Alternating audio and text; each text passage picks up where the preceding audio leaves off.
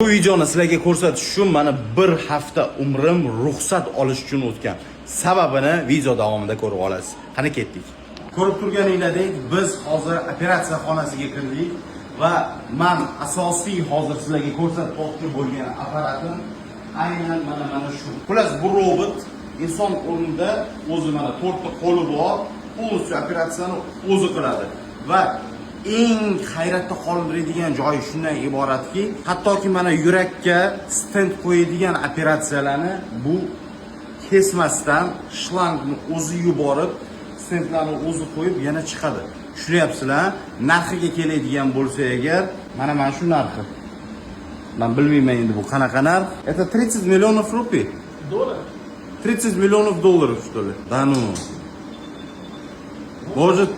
Может 3 миллиона долларов? Нет, 35 миллионов. 35 миллион долларов, что ли? 30 35? करोड़ ना? कहाँ करोड़ की बात कर रहा 35 मिलियन.